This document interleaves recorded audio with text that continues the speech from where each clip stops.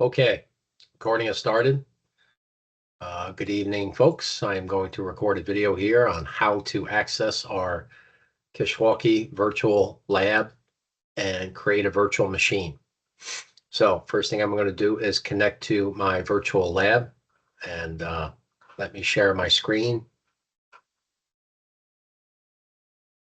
I'm going to share this screen over here. Move this thing out of the way. I can see it down here. First thing I want to do is connect to a virtual network.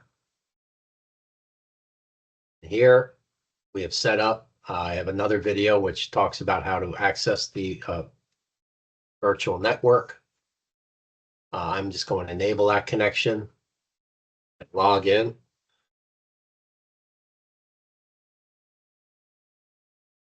With username and password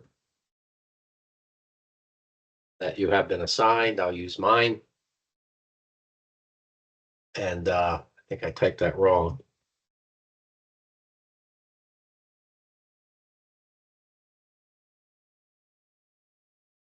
Acquire an IP address.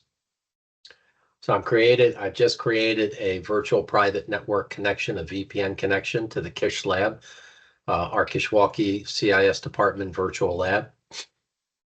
Now that I'm connected to that virtual lab, I can minimize this, and I can actually minimize this also, and that. And now I'm going to start. I'll use the Microsoft Remote Desktop application program. Comes with Windows. If you need to find it, it's in the Windows accessories. No, not accessories. Windows. But where did they put it? Oh,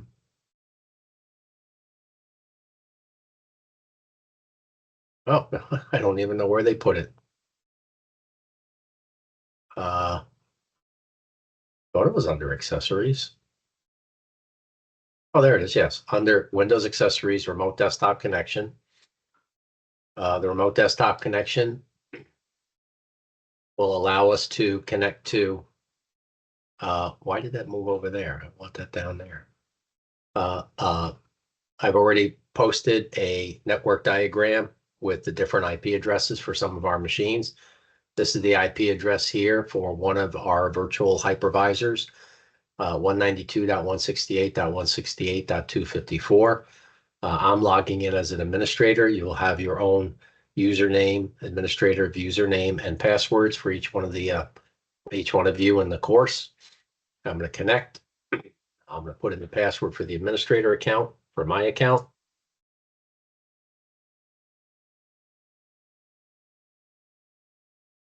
I click OK. And this connects me to our Windows hypervisor. We're using a Windows hypervisor in this course to create all of our virtual machines and learn how to configure Windows servers to do various roles within our network. I have Hyper-V installed here on this hypervisor. This is one machine where we will create many, many, many virtual machines. Right now, if I go to my Hyper-V manager, and I can minimize the server manager window, and you can see I have two computers running here.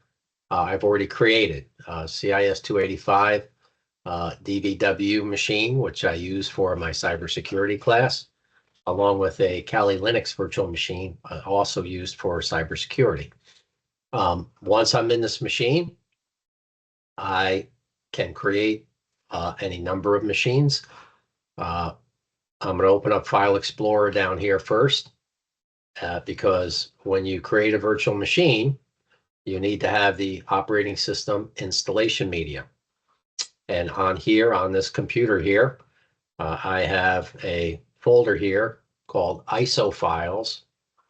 And if I open that ISO files up, you'll see there's 4 of them in here. There's a Windows 10 ISO file. An ISO file, just as a reminder, is what we use. It's a image of an installation disk for installing software on a computer, any type.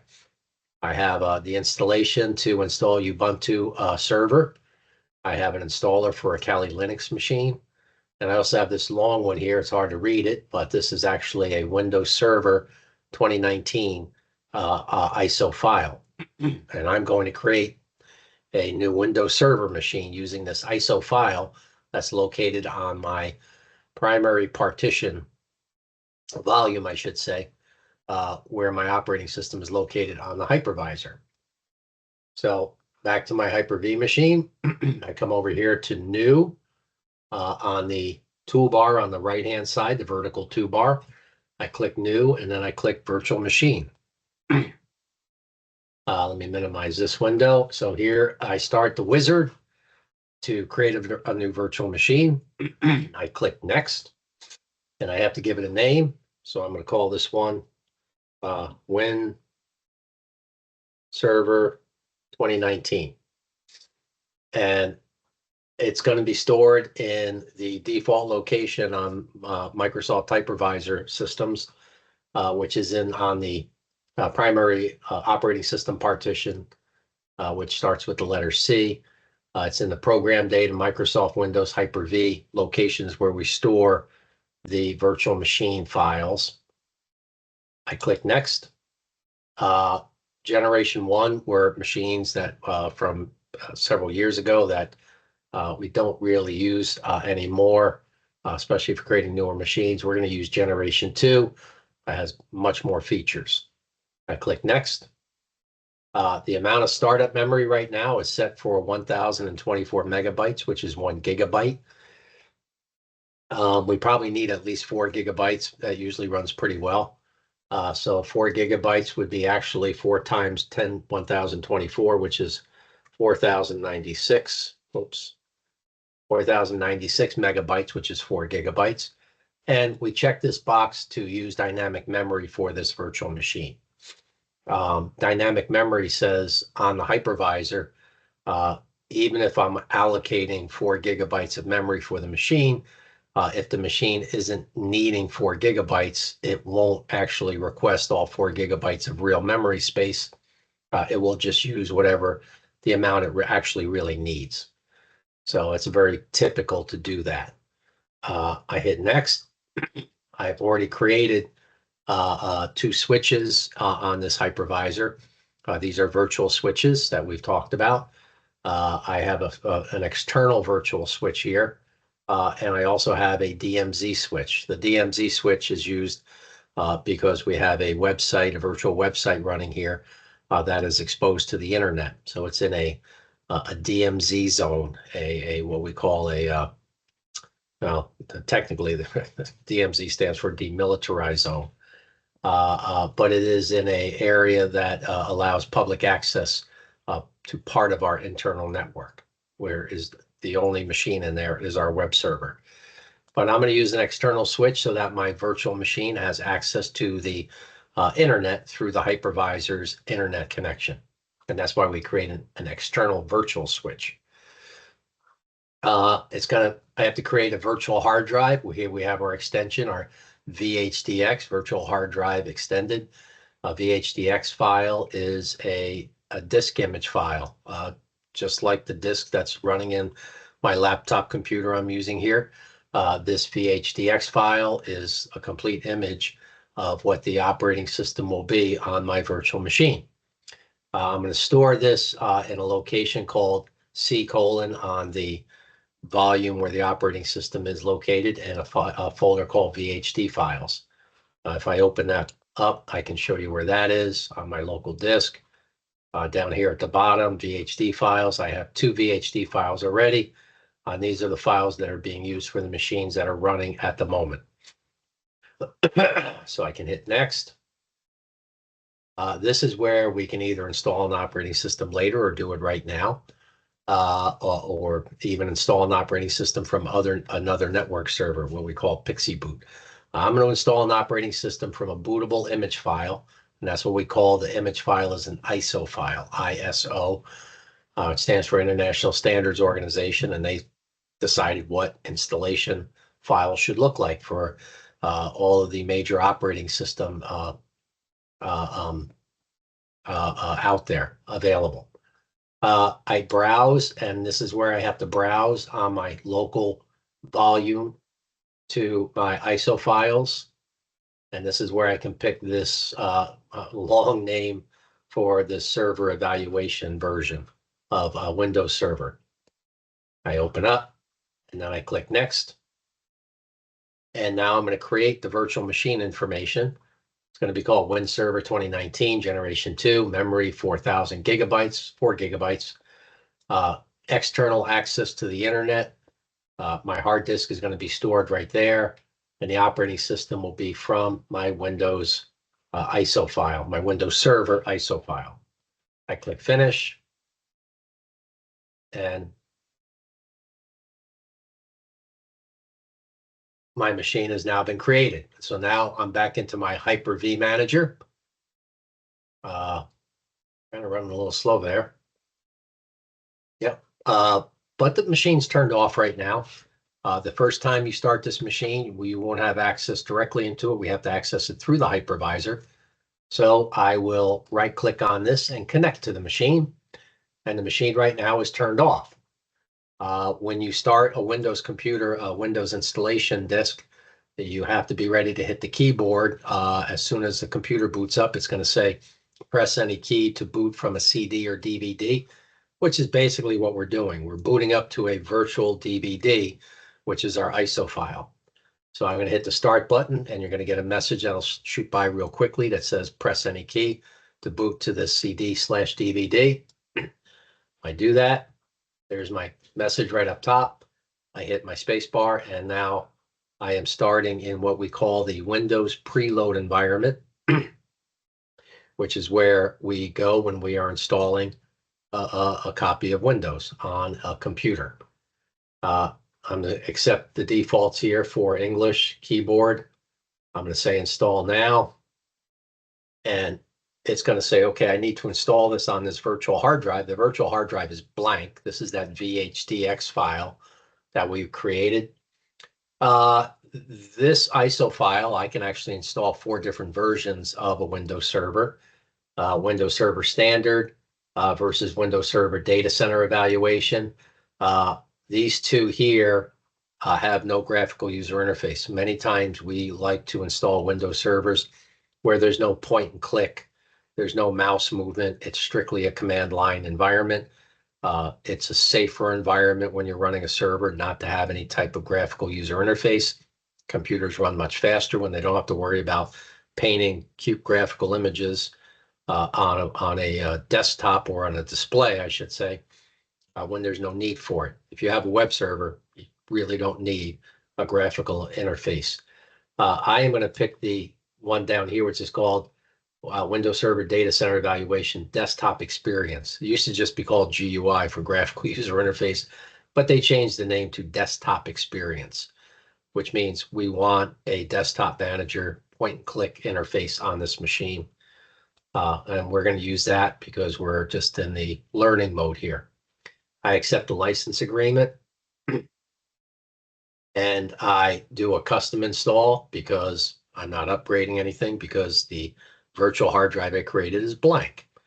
So I click that. There's my unallocated 127 gigabyte virtual hard drive that has nothing on it. So that's the only place I can install it. All I have to do is hit next. And this should start the installation process. And I'm going to pause my video right now and wait for this process to end. It takes about 4 or 5 minutes. So let me pause my video, and I will restart it as soon as this process is done. 5 minutes, I will edit the video, so we will speed up through this process as soon as this is done. Doesn't take too long to install on a virtual machine. My machine will be restarting, and then we'll go through the rest of the process when the machine restarts.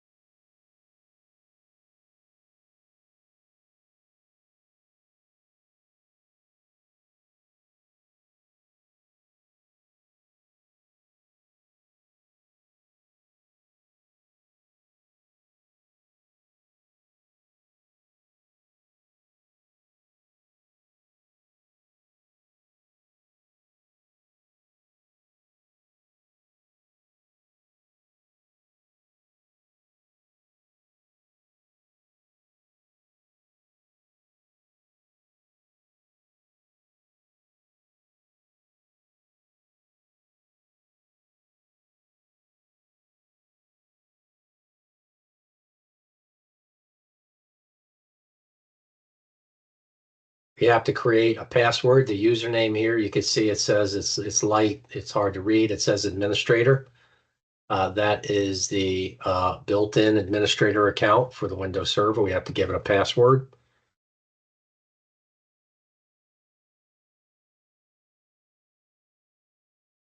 Enter it twice.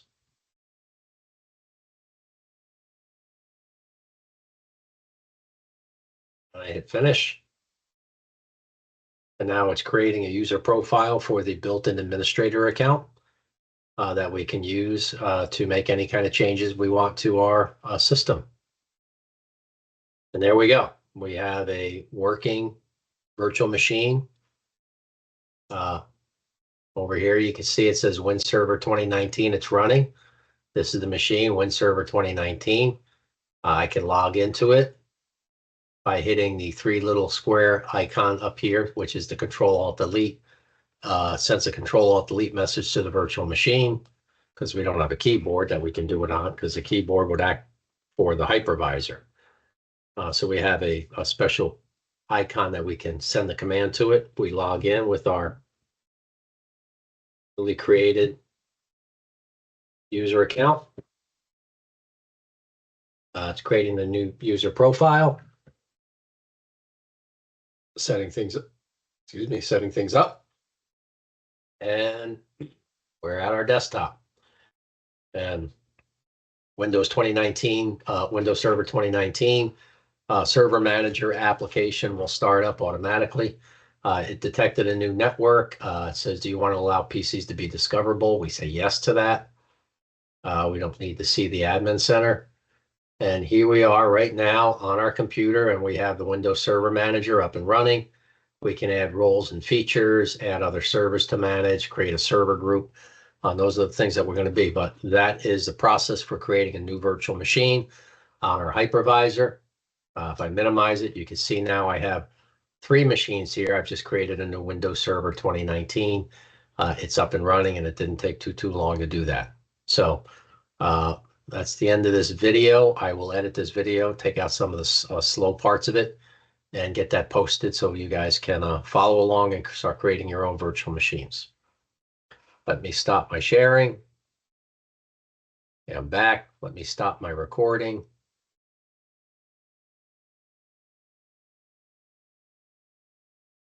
And I'm stopping the recording.